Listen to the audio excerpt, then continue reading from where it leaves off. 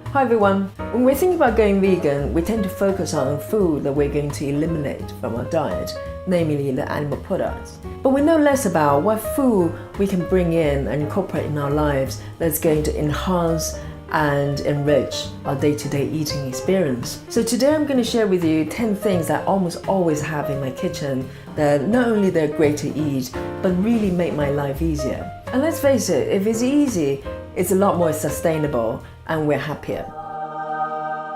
So number 10 on my list is chickpeas.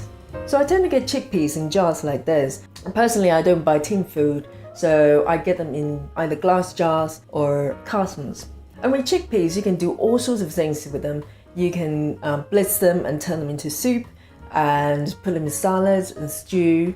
And you can always, with a bit of tahini, you can make hummus very easily. And they're pre-cooked, so you don't have to soak them or do anything like that. And they're ready for you anytime. I always have a jar or two in my cupboard. Number 9 is almond milk. I always have almond milk either in my fridge or cupboard. I tend to drink black coffee even before my vegan days. I don't add milk in my drinks, but I use almond milk quite often for porridge. And I add in soup sometimes to make it creamy. I use it also for baking. But also you can make your own almond milk. I sometimes make my own, but most of the times I buy them from shops. There are two types of almond milk you can get. You can get one that's directly from the fridge, you need to keep chilled all the time. The lifespan is a little bit shorter.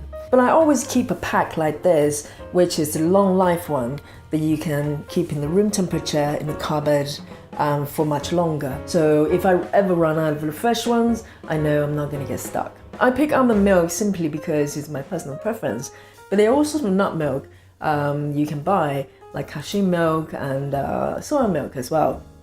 And if you want to know how to make soya milk, I made a video on how to make tofu. So in the process, you create soya milk. So if you're interested, please watch the video. It's actually extremely easy. Number 8 is nuts. There are all sorts of nuts you can get based on your personal preferences, but my favorites are cashew and almonds. And the reason for that is that I like the taste of them, that helps. So with both of them, you can roast them on frying pans with a bit of salt and pepper, and they turn into really nice snacks to go with a glass of wine. With almonds, you can make almond milk. So I always have a couple bags in here in case I want to make my own almond milk. With cashew in particular, it goes really well with salads and topping for soups. And I also add in stir fry with vegetables. But you can also blitz them and turn them into creamy sauce to create dishes like macaroni cheese, that kind of stuff. So I always have cashew in my cupboard. Number 7, sesame oil. So obviously I use olive oil a lot for cooking, but sesame oil for me is really the king of all oils. So when I'm talking about sesame oil, I'm really talking about the toasted sesame oil.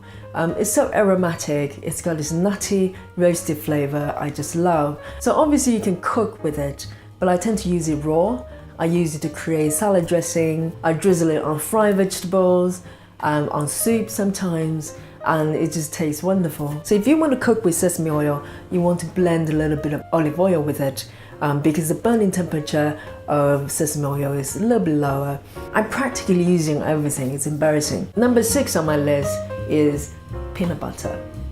So peanut butter is really one of the quick wins you can have in the kitchen. I use it for all sorts of things. I mean, obviously on toast, but most often I use it to create salad dressing. And you can also make sesame and peanut sauce to go on noodles. I particularly love the crunchy ones. Always have at least 2 jars in my cupboard. And it has to be Skippy for me. Number 5 on my list is curry blocks. So this is what I'm talking about. This is really my secret weapon in the kitchen. So basically what it is blocks of curry that you can melt into whatever you're cooking and turn it into Japanese curry.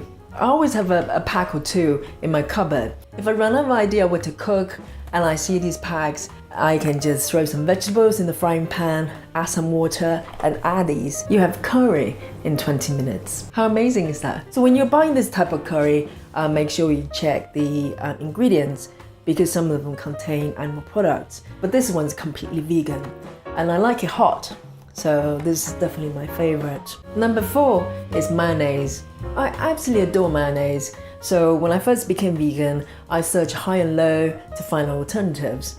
Most of the times I was disappointed. A lot of them taste powdery or just odd in general. And then I found these ones. They're not paying me to advertise. I'm showing you simply because I've tried everything, and this is probably the closest thing. Extremely creamy, it tastes great. So it depends on where you live. I don't know whether it's available where you live, but this is the one that you need to get from the fridge rather than from the shelf. So this needs to be chilled at all times. So with mayonnaise, you know what to do with mayonnaise. I use it as a sandwich spread, I use it as a salad dressing, and as dips.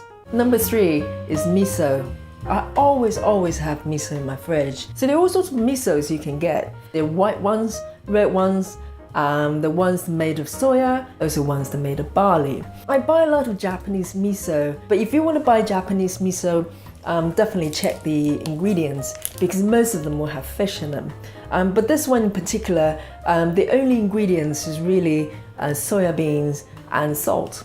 So this is really good one to get if you can get hold of it. Otherwise, you can get really good miso from health food store, from Clear Spring, for instance. This is a really good one. It tastes fantastic. So with miso, obviously you can make miso soup. It's one of the best soups on the planet, but there's so many other things you can do with it. I use it as a soup stock. I use it to flavor tofu or stir fries, and they keep for a long time. You don't have to worry about them going off that easily. Number 2 is tofu.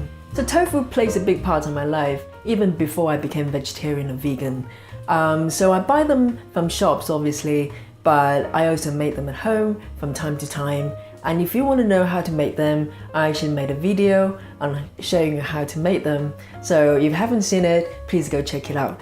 So there are different types of tofu you can get. There's plain ones, there's smoked ones, and you can also buy them with herbs and stuff like that.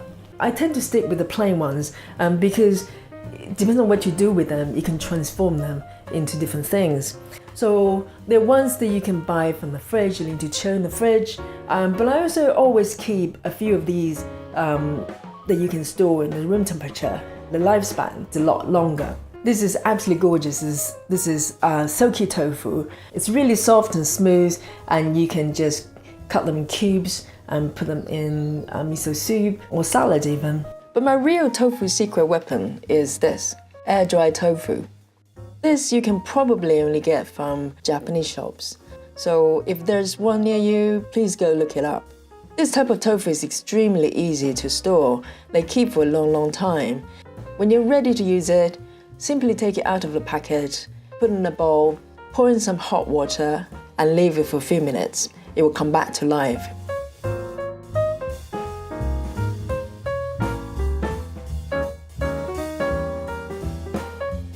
When they're reconstituted, you can see they become really supple.